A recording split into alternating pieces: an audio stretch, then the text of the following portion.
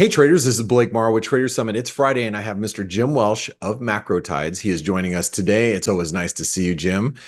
And what a wild market we had, huh? Yeah, there's a lot of data came out this week. Obviously, the Fed meeting kind of taking center stage. And again, I think, it's amazing to me and has been, as we've talked about, how wrong Wall Street often is when it comes to the Fed.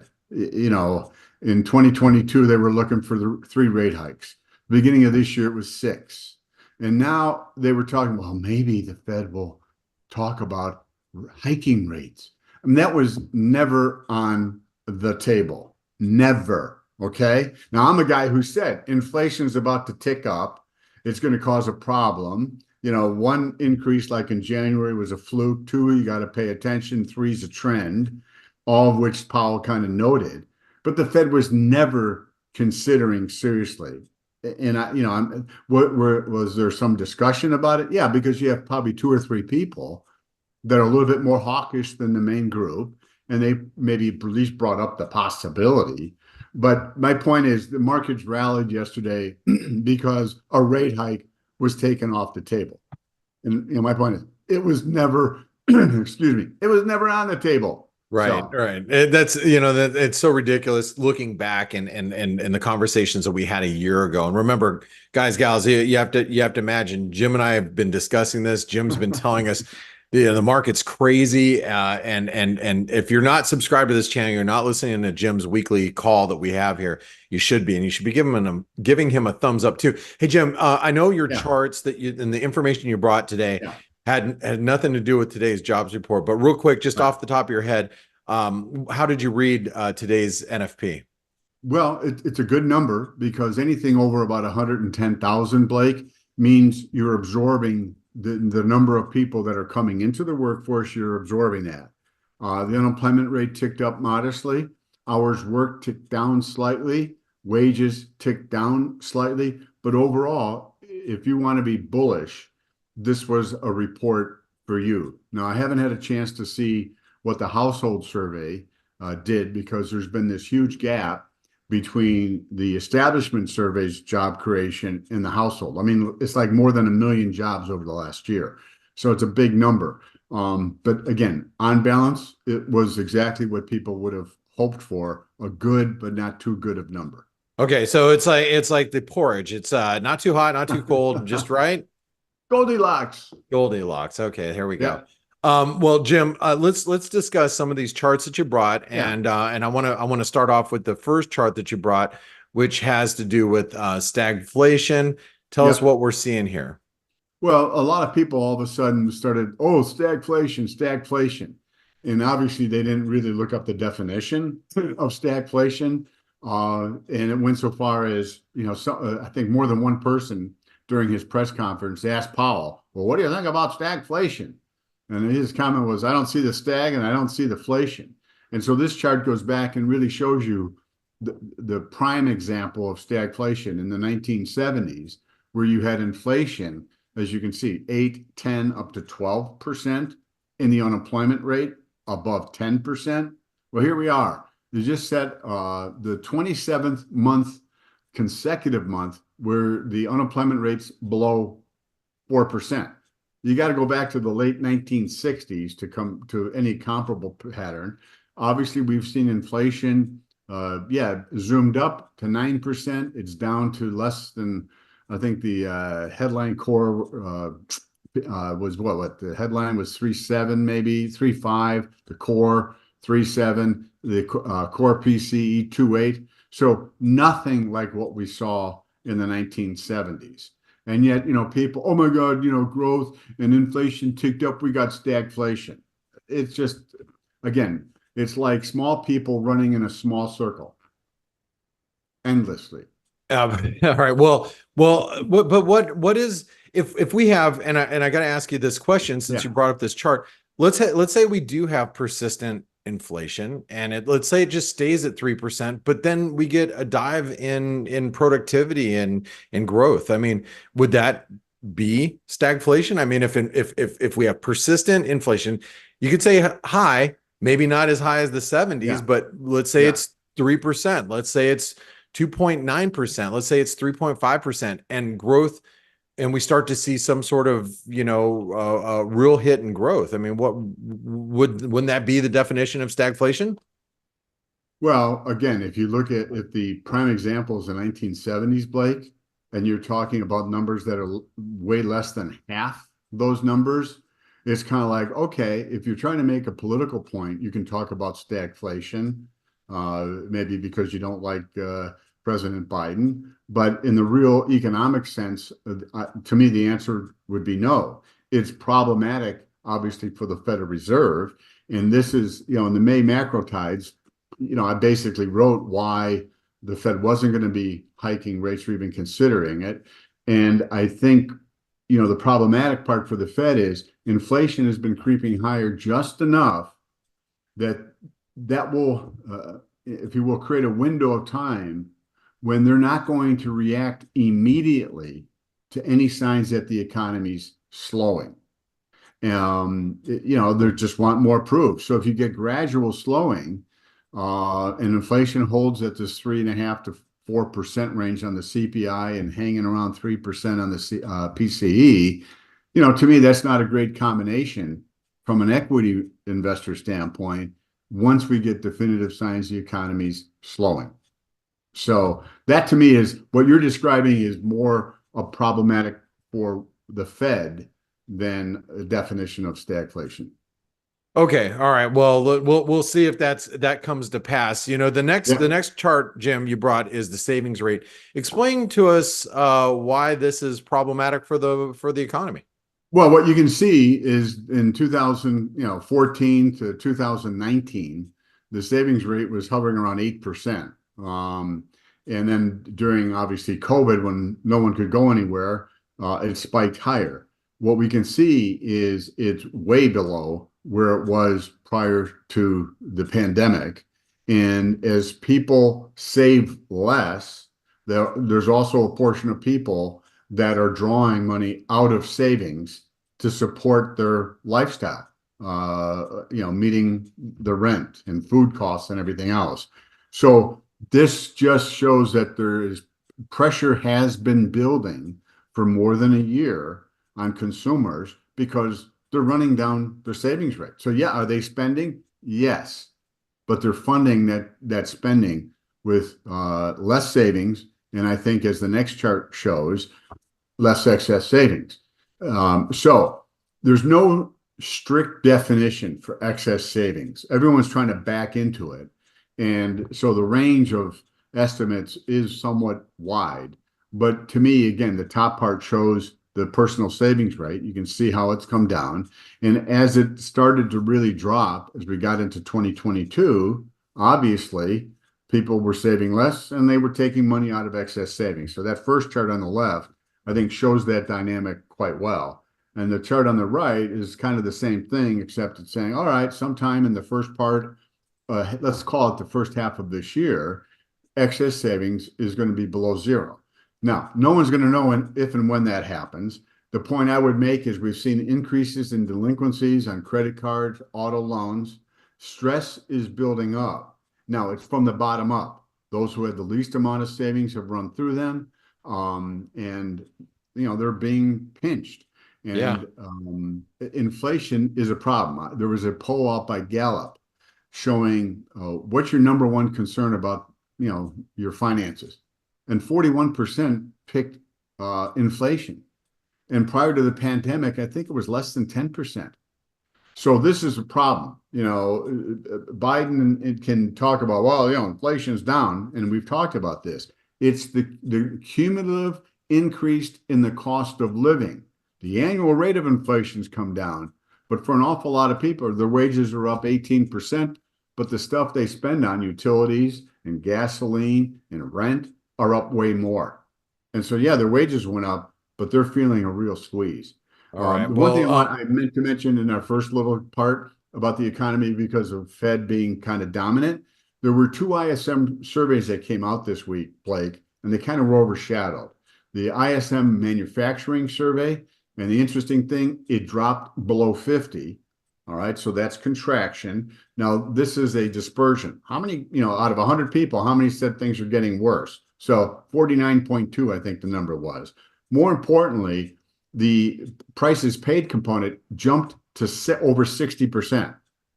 So, that's a squeeze. The ISM services, which again, services are 80% of GDP, goods are 15. The services also dropped under 50, 49.4, and the same thing kind of happened. The prices paid jumped to over 59%.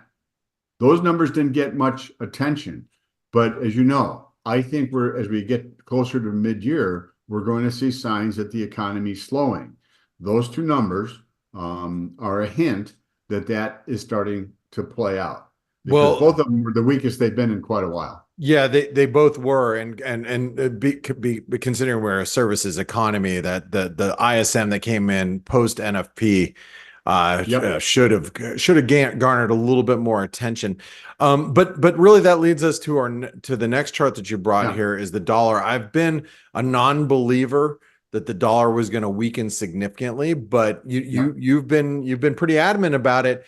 And this week it looks like we've taken one step towards that realization, Jim. Yeah, the way, I thought the dollar would poke its head above 106.52, by 10 to 30 cents. It didn't. It got within 3 cents.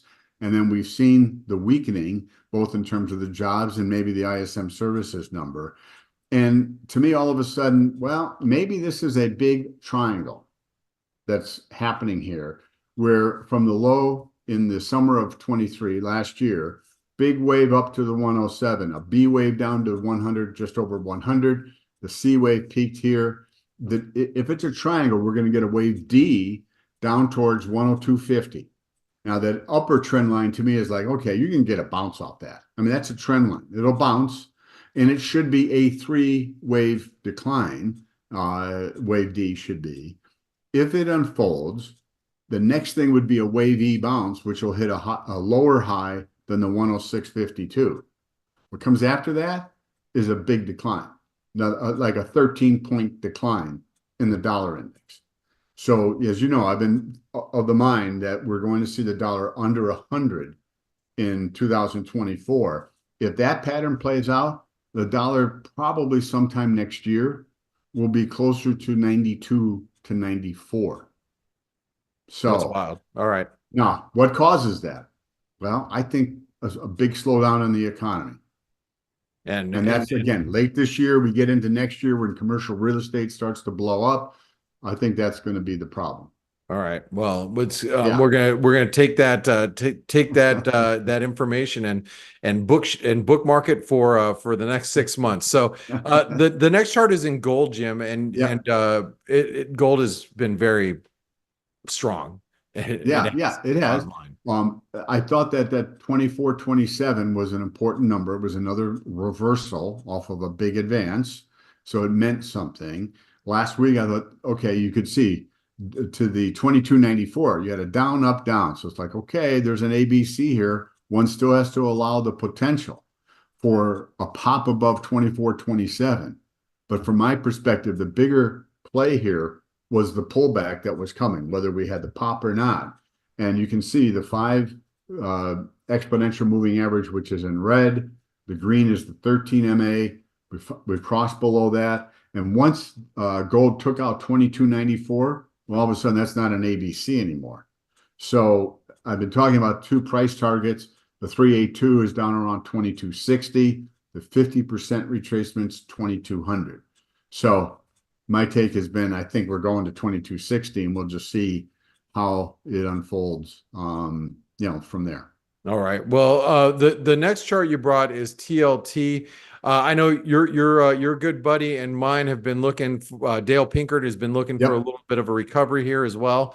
How are you reading this? Well, last week when we talked, 2 weeks ago, I thought we'd have a decline below 87.78. We did. The idea was, well, if we get that decline, ideally there'll be an RSI divergence. There was a small one, as you can see in the bottom panel, somewhat similar to what happened last October when the TLT made a lower low. And then last week it was like, now what we need is to see some upside momentum. And today's report provided that initial sign that got above 89.50. The 5 and the 13 exponential are close to crossing. So again, my take has been is the rally from last October to late December was wave A. We were approaching the bottom of a wave B, and that we're going to see a rally that carries TLT above the 100 number and ideally to the 105, 109 coming. So for the first time in quite a while, a lot of the pieces have come together. RSI divergence, and finally we're seeing some price action that's constructive.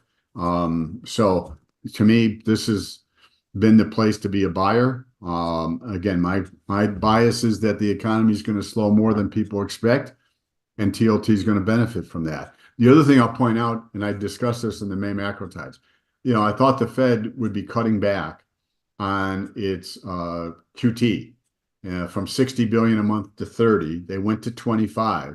But the important point is that's 35 billion less every month that the Treasury bond market has to absorb effectively.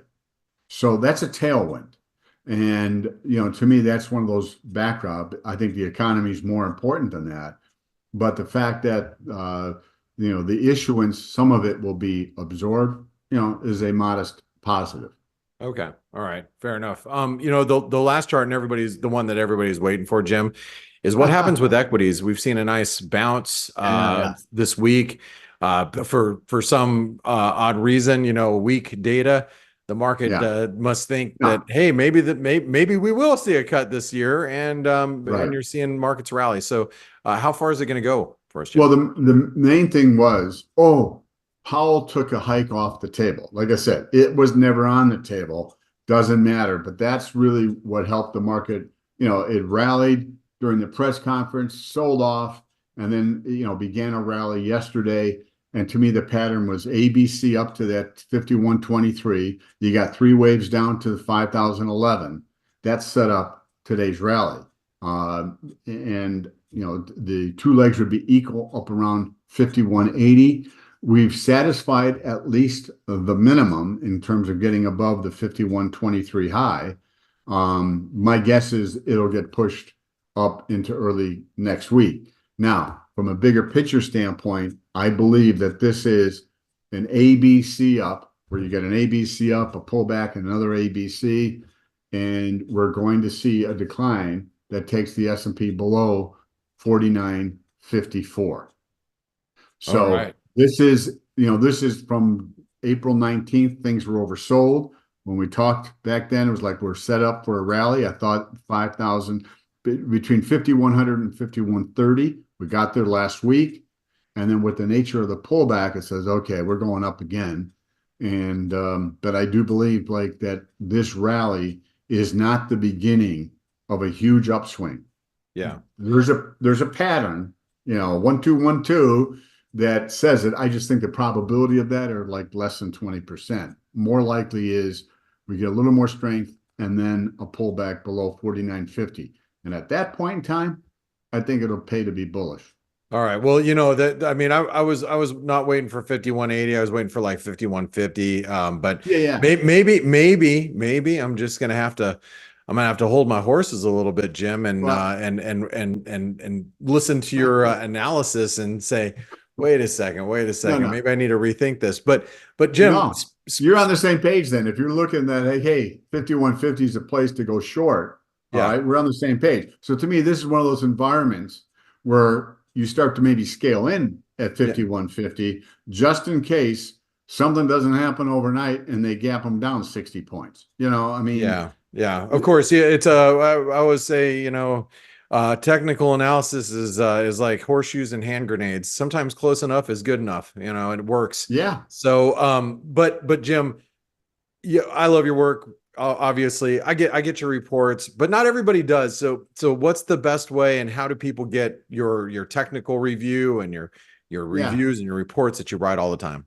Well, I want to emphasize that we go into a fair amount of detail. The reports add to that detail, In addition, I do special trade updates, in terms of, hey, it's time to do this on that and so forth. So I try to keep subscribers well informed and respond to changes in market trends if it happens in between a report or a response to important data. So macrotides.com, Jim Welsh Macro at Gmail, get you. I'll send you the most recent publication, and there's a discount for those who subscribe coming through Trader Summit.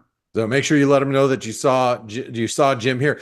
Jim, thank you for being here. Everybody that's listening in, make sure you subscribe to this channel. There's a little bell icon that you can click, and it'll ring you. It'll notify you when one of these videos come up. Ding dong. It ding dongs you, and I'll tell you, it's free to subscribe, and it's free to give Jim a big thumbs up, and it's also free to comment down below.